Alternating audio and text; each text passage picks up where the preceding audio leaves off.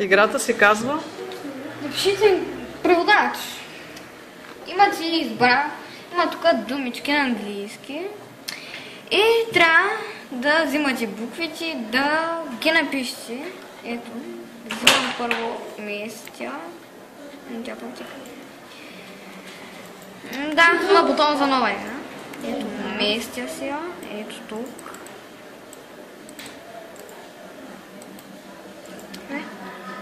Ето лепя. Ако я обърка. Са куче. Да. Добре. И за помощ тук цъка на... Ако не зная думичките, как мога да си помогна? Тук си пише за помощ, кликнете два пъти на избраната дума. Ето цъкам. Така? Един път ми излиза на картинка какво е това нещо. Да. Бъни, елефант, пара, търтъл. Чудесно, че си е направила тая игра. Цъкам. И всичко.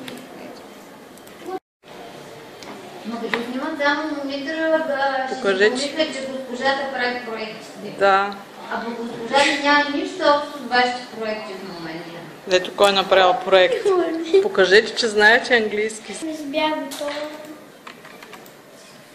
Тук все още се работи по играта. Ето и Десимира. Добавя събитие, променя текст, пише някакви сложни команди.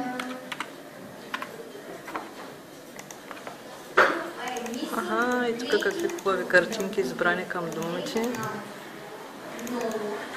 Браво!